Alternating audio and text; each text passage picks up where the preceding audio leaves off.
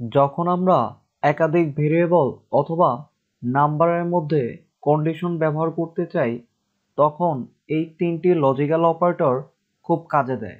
মূলত এই পর্বে আমরা এই তিনটি লজিক্যাল অপারেটর নিয়েই আলোচনা করব। প্রথমে আমি একটি ভেরিয়েবল ডিক্লেয়ার করে নিচ্ছি। একটি ভেরিয়েবল নিলাম a, আর এর ভ্যালু দিলাম 5। প্রথমে অ্যান্ড অপারেটর নিয়ে আলোচনা শুরু করা যাক।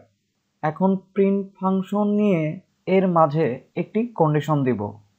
কন্ডিশন দিলাম a greater than 3 and a less than 2। যদি আমি এই প্রোগ্রামটি রান করি, খেয়াল করুন এটি ফলস দেখাচ্ছে, কারণ অ্যান্ড অপারেটর ঠিক তখনই রিটার্ন করবে ট্রু যখন দুইটি কন্ডিশনই ট্রু হবে। এখানে এর মান 5 is greater than 3 but A less than 2। এই কন্ডিশনটি আমাদের সঠিক নয়, সেই জন্য ইট রিটার্ন ফলস। যদি আমরা 2 এর পরিবর্তে 20 নাম্বার ইউজ করি, খেয়াল করুন আমাদের আউটপুটটি রিটার্ন করছে ট্রু, অর্থাৎ এখানে দুইটি কন্ডিশনই ট্রু। এখন আমি অর অপারেটর নিয়ে আলোচনা করি। অর অপারেটরের জন্য আবার টাইপ করছি প্রিন্ট, সেম কন্ডিশনটি আবার অ্যাপ্লাই করব অর অপারেটরের ক্ষেত্রে।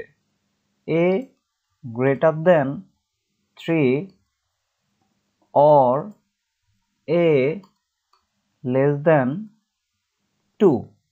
প্রোগ্রামটি রান করলে খেয়াল করুন আমাদের আউটপুট রিটার্ন করছে ট্রু। অর অপারেটরের ক্ষেত্রে শুধুমাত্র একটি কন্ডিশন ট্রু হলেই আউটপুট রিটার্ন করবে ট্রু।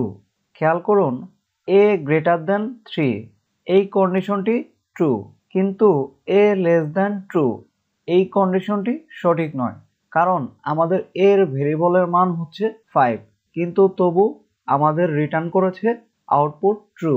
অর্থাৎ অর অপারেটরের ক্ষেত্রে একটি মাত্র কন্ডিশন ট্রু হলেই আউটপুট রিটার্ন করবে ট্রু।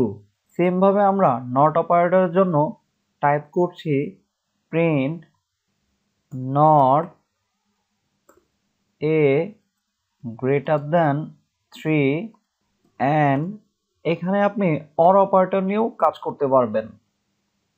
a less than 3। প্রোগ্রামটি এখন আমরা রান করি। খেয়াল করুন আমাদের আউটপুটটি রিটার্ন করছে ট্রু। নট অপারেটরের ক্ষেত্রে যখন আউটপুটটি ট্রু আসবে সেটিকে রিভার্স করে নিবে, অর্থাৎ 0 হলে 1, 1 হলে 0। তাহলে আমরা শিখে গেলাম কিভাবে অ্যান্ড, অর এবং নট অপারেটর পাইথনে ব্যবহার করা যায়। নেক্সট টিউটোরিয়ালগুলিতে আরও মজাদার কিছু টপিক নিয়ে হাজির হব। আর নতুন ভিডিওর আপডেট পাওয়ার জন্য অবশ্যই সাবস্ক্রাইব করতে ভুলবেন না। ভালো থাকুন।